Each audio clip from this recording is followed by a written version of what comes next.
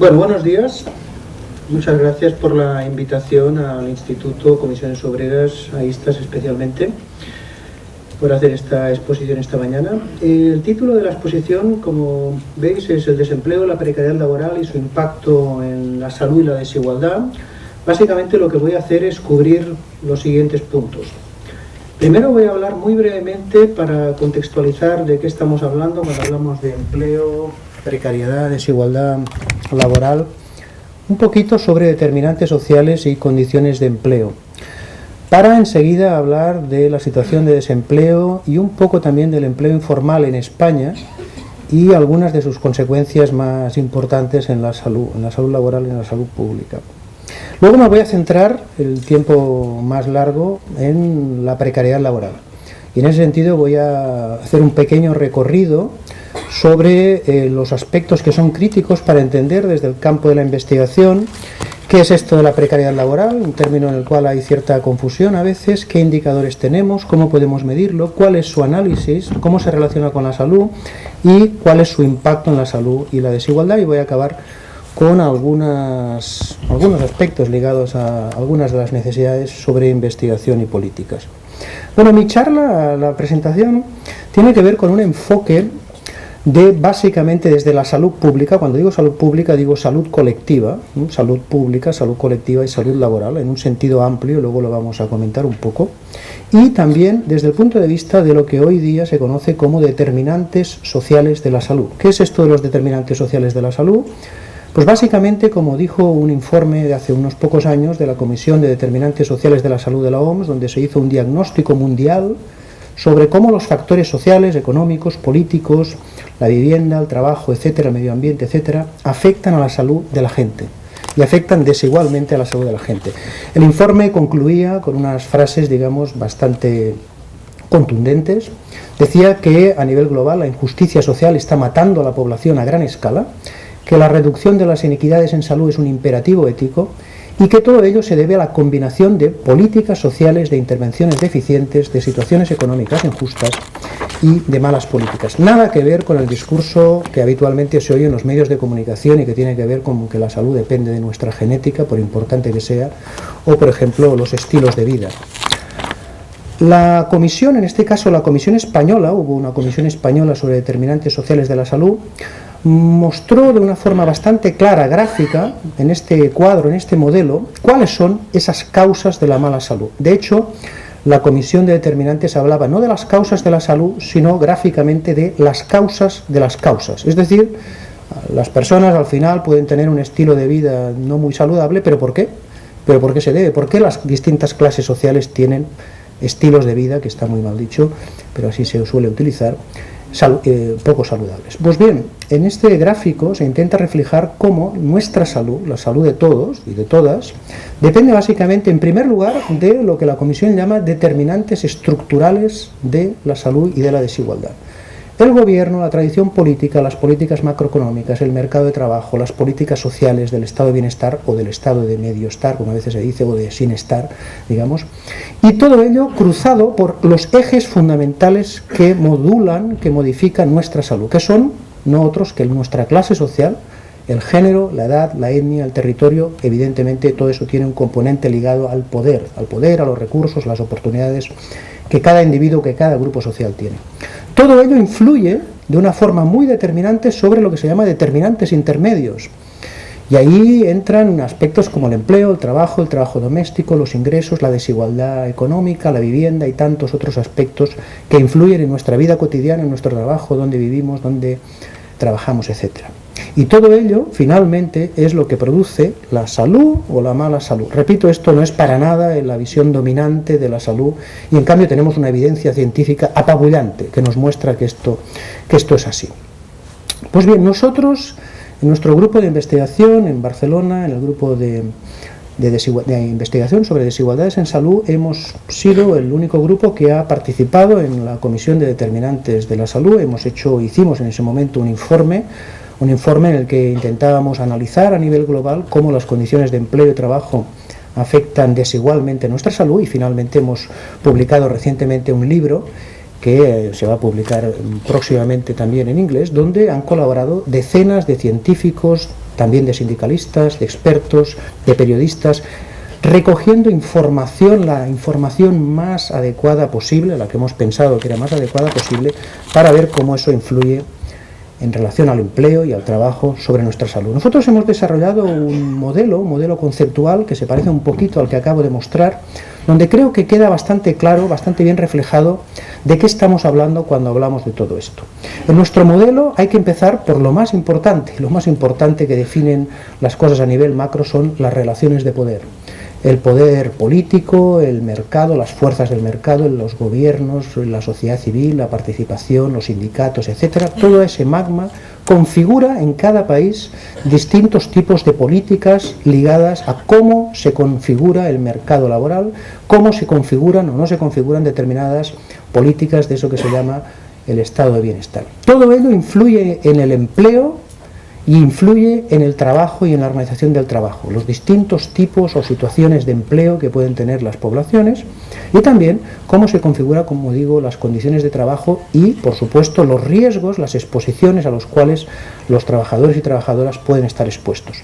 Todo ello por vías muy diferentes, son muy complejas desde el punto de vista de la investigación, pueden dar lugar, finalmente dan lugar a el impacto en la salud y en la desigualdad en salud. Fijémonos en una cosa importante y es que en ese sentido una gran parte de la salud laboral hoy día está circunscrita a este recuadro de color azul con punteado que muestro en la pantalla. Incluso muchas veces de una forma mucho más estricta. Quiero decir, la forma muy habitual de analizar los temas de salud y en el trabajo tiene que ver con lo que se conoce como los factores de riesgo. Está bien analizar los factores de riesgo, pero analizando los factores de riesgo no entendemos las causas de las causas, no entendemos las relaciones laborales, no entendemos, por ejemplo, temas que ISTAS en Barcelona ha tratado desde hace muchos años, como se ha dicho, como es, por ejemplo, la organización del trabajo o las prácticas de gestión de la mano de obra. Bueno, en ese análisis, por tanto, uno puede entender distintas condiciones de empleo. En nuestro análisis hemos subdividido estas condiciones de empleo a nivel esquemático en estas que tienen aquí, que tenéis aquí en la pantalla.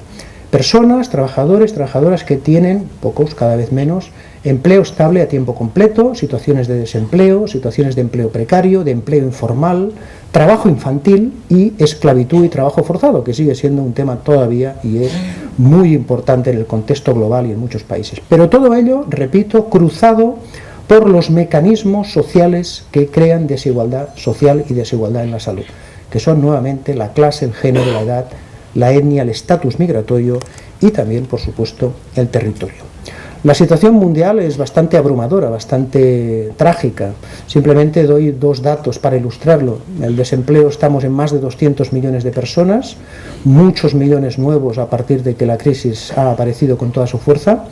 Si hablamos de empleo precario, luego lo voy a explicar con más calma, la respuesta ante la pregunta ¿cuál es la situación de precariedad en el empleo en el mundo? La respuesta es que no lo sabemos, así de tajante.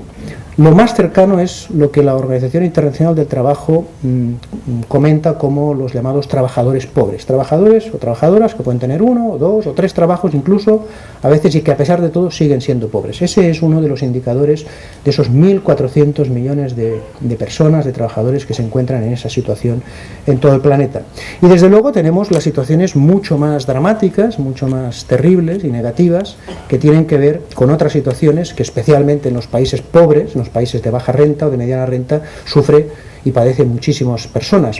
El empleo informal, 50, 60, 70, 80% a veces de la fuerza laboral está constituida por distintos tipos de situaciones de empleo informal. El trabajo infantil, la OIT ha mencionado a veces con profusión este tema, 300 o más de 300 millones de niños y niñas, muchos de los cuales trabajan en trabajos especialmente peligrosos, y por supuesto también situaciones de esclavismo, situaciones de esclavitud o trabajo forzado. Bueno, con esta mínima panorámica que he descrito vamos a fijarnos en uno de ellos, de entrada, que va a ser el desempleo, y en el caso español, para luego fijarnos con más detalle en el caso de la precariedad y desde el punto de vista también de la investigación. Bueno, el desempleo en el mundo más o menos hace unos años se podía reflejar en este gráfico, que también está en el libro que les he presentado. Curiosamente, una buena parte de los países que tienen las cifras, las tasas más altas de desempleo están en los países ricos. ¿Por qué? Bueno, por algo muy elemental, porque en los países pobres la gente no puede permitirse estar desempleada, hay que hacer cualquier tipo de trabajo, sea el que sea.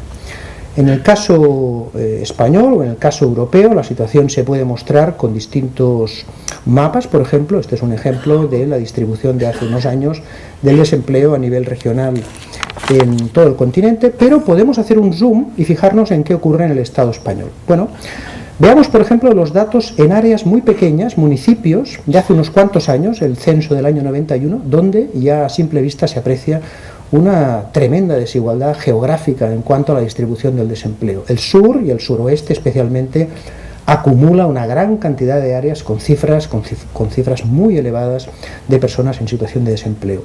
10 años después, en el censo del 2001, tuvimos otra imagen, otro mapa, y ese otro mapa básicamente refleja con una situación de desempleo un poco diferente, pero básicamente la misma situación, básicamente un mapa muy parecido.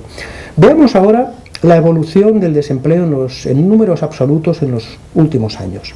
Esta es la evolución del paro en España, básicamente con vaivenes, como sabemos, a lo largo de estas décadas, pero fijémonos también en un dato interesante, que desde el punto de vista de la investigación siempre hay que fijarnos, ¿no? Cómo se definen las cosas es fundamental. Entonces, en ese sentido, a 1 de enero del año 2002 hubo un cambio y de repente, debido a la nueva adaptación de la definición de desempleo en España, de pronto casi medio millón de parados pasaron a ser inactivos y por tanto se produjo ese bajón en la cifra gráfica del desempleo. ¿Cuál es la situación actual, a día de hoy? ¿Cómo ha evolucionado el desempleo, el paro en estos años? Más o menos vamos a resumirlo con estos datos, que creo que son interesantes. Ya antes se han apuntado algunos. Entre el año 2007 y 2011, los parados pasaron de 1,7 a casi 5 millones de parados, del 8 al más del 21,5% de la población activa. España ha generado en esta crisis brutal, donde todo el entramado económico y laboral se ha puesto en jaque, 1 de cada 20 nuevos parados en el mundo proviene del Estado español.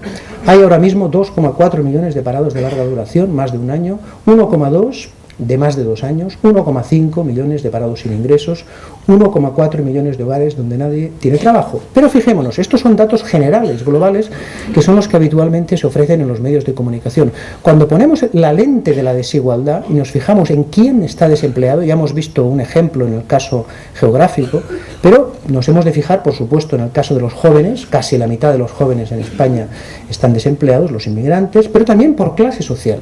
Si uno es analfabeto, y hay todavía de cientos de miles de personas analfabetas, especialmente mujeres de más de 65 o 70 años, el desempleo es elevadísimo, pero si una persona, por ejemplo, tiene un doctorado, el desempleo es prácticamente residual, el 2%. Por tanto, cuando se nos dan las cifras de desempleo, hay que exigir automáticamente en quién y en dónde, porque si no, realmente no entendemos bien la situación. De hecho, en el campo geográfico podemos poner dos casos extremos que recientemente han aparecido en la prensa. Por ejemplo, el pueblo de Benalup, en la provincia de Cádiz, unos 7.000 habitantes, el 40% desempleado, y todo ello muy relacionado con el modelo económico y el modelo laboral ligado a la construcción y a la crisis de este sector. Y por otro lado, otro pueblo muy cerquita de Mondragón, donde en Oñati, los 10.000 habitantes, solamente hay 5,4% de trabajadores y trabajadoras en desempleo, y todo ello con un modelo radicalmente distinto ligado con las cooperativas que allí se encuentran. ¿Cómo influye el desempleo en la salud? Bueno, tenemos desde el punto de vista de la investigación muchísima documentación sobre este tema. Vamos a poner un solo ejemplo ligado precisamente con algo que me interesa destacar, como es la clase social. En un estudio en Inglaterra, donde se estructuraba la situación de los trabajadores por clase social, el número 1 ahí en la parte baja de la pantalla quiere decir los profesionales, los directivos de empresa. En la parte de la derecha el número 5 quiere decir los trabajadores manuales sin cualificación o con menos cualificación, y entre medio todas las otras situaciones laborales ligadas a la clase social ocupacional.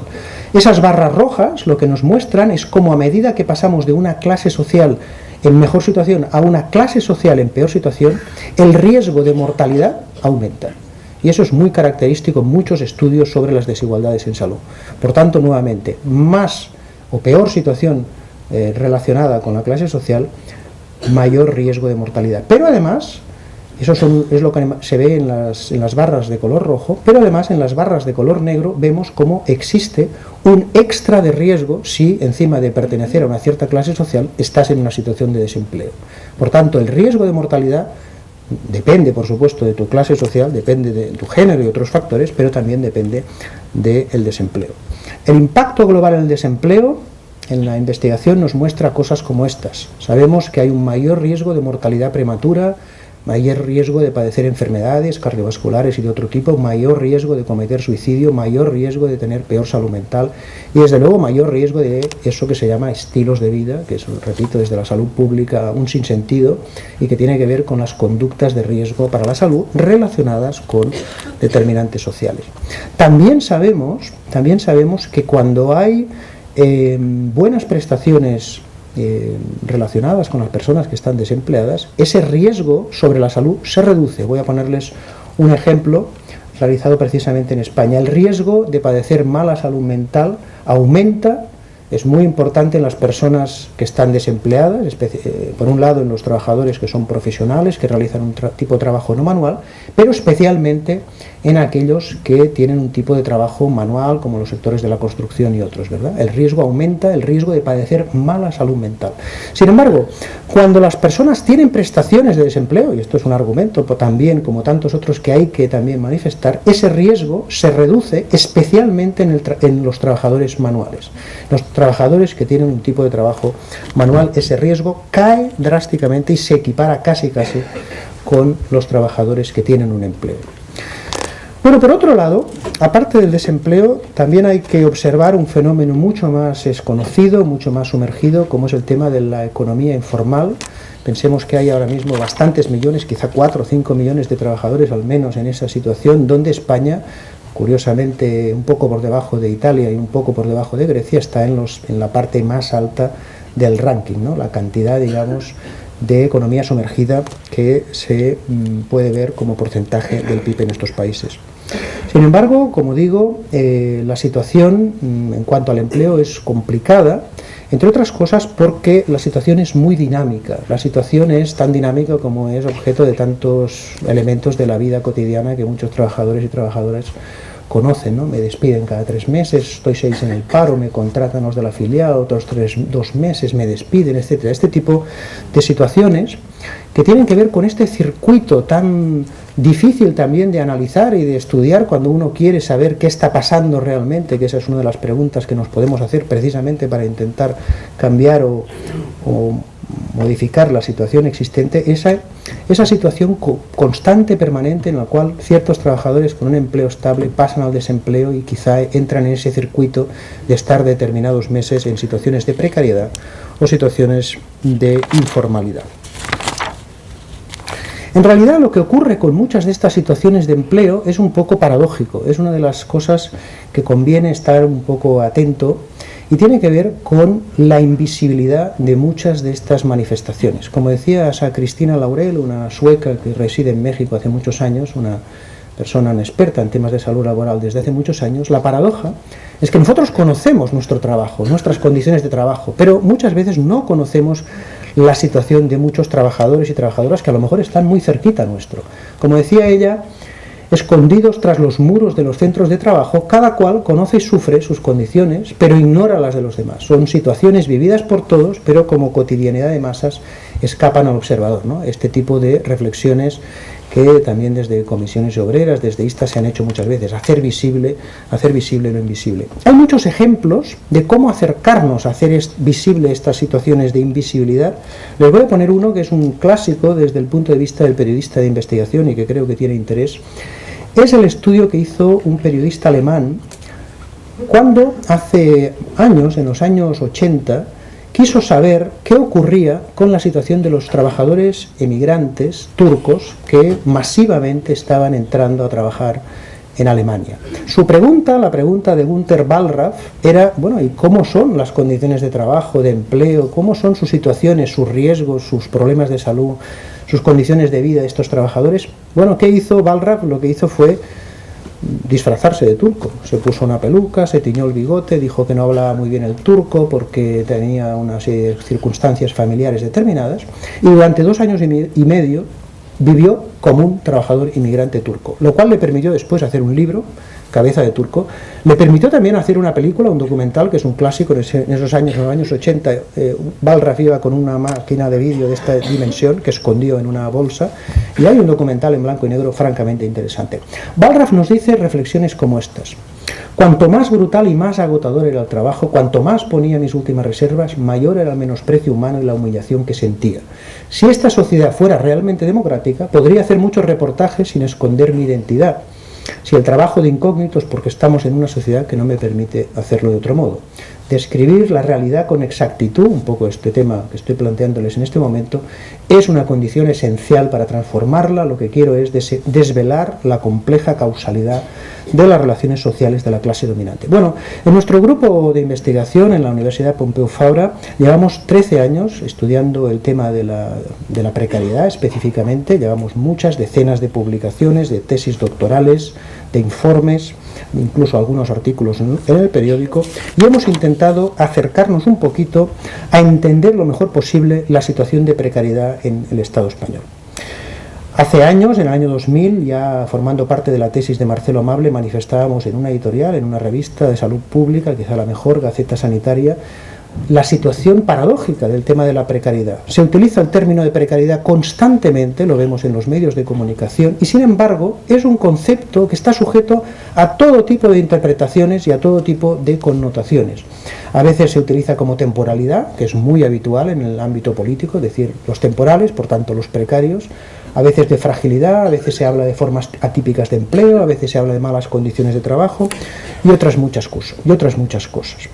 ¿Qué sabemos desde la investigación epidemiológica sobre el tema de la precariedad? Bueno, vamos a intentar hacer un pequeño recorrido sobre el asunto. Desde la investigación, los conceptos más relacionados, más estudiados, tienen que ver con estos que tienen en la pantalla: la subcontratación, la externalización, la reducción de plantillas, el trabajo informal, pero sobre todo lo que está más estudiado es la inseguridad laboral. Los trabajadores perciben, se encuentran en una situación de inseguridad, y también el tema de los contratos temporales. ¿Qué sabemos en cuanto a la inseguridad? Bueno, voy a ponerles un ejemplo. Este gráfico, que está tomado en trabajadores en el Reino Unido, tanto en hombres como en mujeres, en la parte superior los hombres, en la parte inferior las mujeres, está dividido en indicadores de salud, como la salud autopercibida o la salud mental. Lo que nos muestra es cómo a peor situación de inseguridad, es decir, en el límite hasta la inseguridad crónica, hay un riesgo 2 veces mayor de tener mala salud, o un riesgo de 3 o 4 veces, en el caso de las mujeres, de tener peor salud mental que los trabajadores y trabajadoras que tienen una situación de estabilidad, por tanto no de inseguridad. Lo que sabemos, por tanto, en cuanto a la inseguridad y su impacto en la salud se puede resumir en esta diapositiva, fruto de las investigaciones de estos últimos 15-20 años, ¿no? Peor salud, aumento de la presión arterial, mayor frecuencia de problemas cardiovasculares, mayor frecuencia de problemas osteomusculares, insatisfacción laboral, síntomas depresivos, morbilidad psiquiátrica, mayor utilización de servicios sanitarios. Sin embargo, la inseguridad no es un buen indicador de precariedad, a pesar de que es muy útil, y creo que estos datos, estos ejemplos que estoy poniendo y este resumen de información nos lo muestra. Y hace años, en una editorial publicada en una revista inglesa, mostrábamos algunas de estas limitaciones y decíamos: primero, la inseguridad no proporciona un adecuado entendimiento de las relaciones laborales y en el impacto en la salud. No capta el impacto de determinantes estructurales en el lugar de trabajo. No capta o ignora las relaciones sociales que tienen lugar también en el lugar de trabajo. Uno toma la inseguridad y la inseguridad es como un factor de riesgo, pero no te explica lo que está ocurriendo detrás. Por tanto, necesitamos una alternativa también para entender mejor lo que está ocurriendo, que sea mejor a el de la inseguridad. La segunda forma habitual de estudiar los temas, les decía, en términos de investigación, tiene que ver con los contratos temporales. Sabemos que el aumento de contratos temporales, en este caso en Europa, son datos de la Unión Europea, desde el año 90 hasta el año 2005, se han ido incrementando progresivamente de una forma muy manifiesta, muy clara, a veces con situaciones ya, digamos, extremas, como a veces los dibujantes en los periódicos nos ponen, pero que reflejan situaciones muy reales. ¿Qué sabemos sobre la situación de los contratos contratos, el impacto que tienen estos contratos temporales en la salud. Les voy a poner algún ejemplo. Por un lado, la prevalencia de mala salud mental según tipo de contrato y sexo. En comparación con las personas en situación de estabilidad, en el caso de España, hombres o mujeres, 6%, 12%, las personas con contrato temporal o sin contrato tienen prevalencias, niveles, porcentajes, si quieren, mucho más elevados de tener mala salud mental. Otros estudios, por ejemplo, un estudio en Finlandia, por poner otro dato, nos muestra cómo el riesgo de mortalidad también aumenta. El riesgo de mortalidad general y el riesgo de mortalidad por causas externas, con porcentajes que más o menos les he resumido aquí en la pantalla. Y sin embargo, la temporalidad tampoco es un buen indicador de precariedad, tampoco captura bien la situación en la cual podemos intentar entender qué ocurre con la precariedad laboral. ¿Por qué? Les voy a poner un ejemplo, después también de manifestarles lo que sabemos en cuanto a temporalidad, insatisfacción, salud mental, lesiones, mortalidad, etcétera, todo este paquete de situaciones negativas que arrastran fundamentalmente los trabajadores con contratos temporales. Pero les decía, la temporalidad no permite tampoco entender bien lo que hay detrás de eso y por tanto pensar en las políticas o las intervenciones que son necesarias, y les pongo el siguiente ejemplo. Como se decía, la temporalidad en España ha sido muy elevada durante muchos años, hemos estado alrededor del 30, 32, 33, casi 35% durante mucho tiempo, todos los años 90 y hasta hace muy poquito, pero con la crisis económica ha ocurrido algo que parecía lógico que ocurriera, y es que el número de contratos temporales se ha reducido, ¿verdad? Se ha reducido porque las personas, una buena parte de los trabajadores y trabajadoras con contrato temporal se han ido al paro, etcétera, y por tanto se ha reducido. La pregunta es, ¿se ha reducido la temporalidad, pero se ha reducido la precariedad? Pues todo nos hace pensar más bien al contrario, más bien debemos de pensar de que la precariedad laboral en estos tiempos de crisis ha aumentado más que haber disminuido, lo cual quiere decir que un indicador como la temporalidad no captura, no nos permite tampoco entender bien qué ocurre con la precariedad.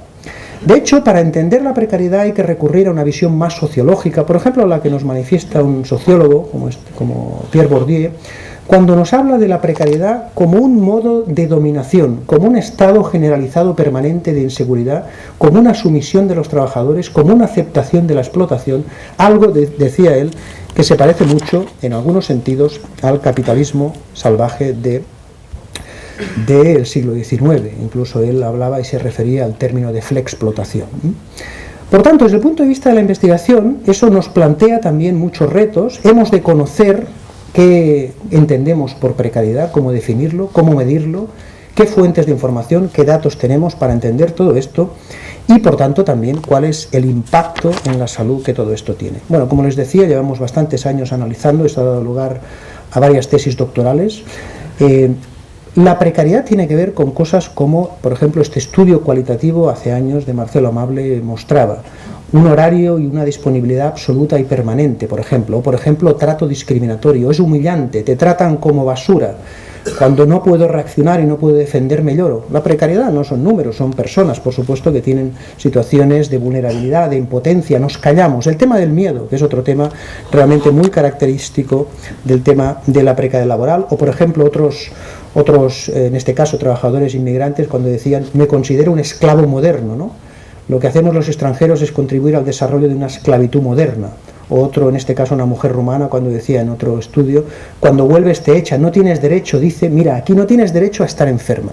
Bueno, esto es un poco lo que hay detrás de la precariedad y lo que nos ha dado pie a lo largo de todos estos años de investigación a poder definir la precariedad laboral como con una visión multidimensional basada en estudios previos de sociólogos, pero también basada en nuestros propios estudios cualitativos, bajo la cual podemos definir la precariedad con estas dimensiones: la temporalidad, sí, o la inestabilidad y la inseguridad, el poder de decidir las condiciones de trabajo, la vulnerabilidad, un nivel bajo de salarios, derechos, tener menos derechos, pero también tener la incapacidad muchas veces por miedo a ejercer tus derechos. Tú puedes tener derechos, pero si sabes que si levantas la mano, si los exiges, estás fuera, pues eso evidentemente también es otro factor.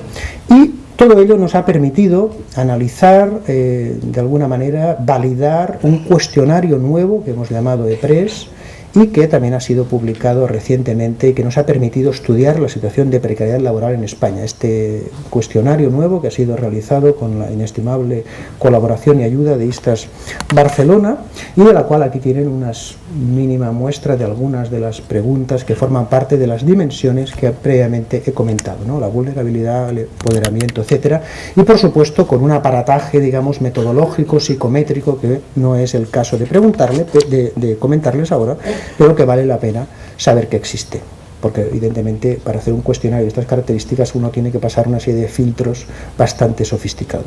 ¿Cuáles son los resultados? En el caso de España, les voy a poner los datos de la encuesta de ISTAS en esta colaboración que mantenemos desde hace años, del año 2005. Estos son los resultados. En un primer lugar, la precariedad laboral es más elevada en mujeres y jóvenes, cuanto más joven hasta llegar a los 35 o 40 años, claramente mucho más elevada, especialmente, como digo, en las mujeres. En segundo lugar, la precariedad se relaciona con la clase social, de tal manera que a peor situación, parecido a como hemos visto antes en el desempleo, a peor situación de clase social, a menos recursos, a más pobreza, a peor situación laboral en general, aumenta gradualmente la precariedad. Lo tienen también aquí en este gráfico. Estas barras lo que indican cuando nos movemos de la izquierda a la derecha es cómo va aumentando la precariedad conforme estamos pasando a una clase social en peores condiciones, pero con situaciones, como antes hemos visto en el caso del desempleo, extremas. Por ejemplo, les pongo un ejemplo también de nuestra investigación. Si uno es un hombre, un profesional español de más de 30 años, la probabilidad de tener un trabajo precario es el 20%. Ahora bien, si uno es una mujer, una trabajadora, una obrera, una inmigrante joven, la probabilidad sube hasta el 90%. Nada que ver, por tanto, entre una cosa y la otra, con un promedio general de prácticamente la mitad de la población en esta situación. Repito, estamos en el 2005 y encima, un poco para entender también el dato y lo que significa, con una situación de subestimación, puesto que no pudimos estudiar algunos de los trabajadores en peor situación de precariedad, claramente, como por ejemplo trabajadores sin contrato, ¿no? La relación entre precariedad y mala salud. Más precariedad, estas flechas lo que indican es eso, más precariedad aumenta el impacto en la salud y en la salud mental, de tal modo que para el año 2005, pronto lo vamos a tener para el año 2010, con la nueva encuesta de ISTAS y realizada también con la colaboración de comisiones obreras, para el año 2005 calculábamos que más de 6,4 millones de asalariados padecían precariedad, casi 1 millón con alta precariedad, repito, subestimando las cifras, y con un elevado impacto en la salud mental. Pero además la precariedad, lo sabemos, y en esto hay mucha menos documentación, que afecta a muchos otros ámbitos, digamos de una forma muy lógica, aspectos como estos que tienen en la pantalla. Explotación, discriminación, intensificación en el trabajo, inseguridad, insatisfacción y, por otro lado, la reducción en salarios, derechos, condiciones de trabajo, participación, formación y conocimiento, y más allá de la vida laboral, la vida social, puesto que desde un punto de vista general, la precariedad tiende a aumentar la desigualdad social, la pobreza, la exclusión social, la incertidumbre, y reduce también los patrones de consumo, de demanda, la identidad laboral, la emancipación juvenil o el control de la vida personal que tienen las personas. Eso se manifiesta también en datos como, por ejemplo, sabemos que España es uno de los países más desiguales de la Unión Europea, concretamente el cuarto según los últimos datos publicados recientemente que corresponden al año 2009 y además en un ascenso bastante marcado en los últimos 2 años.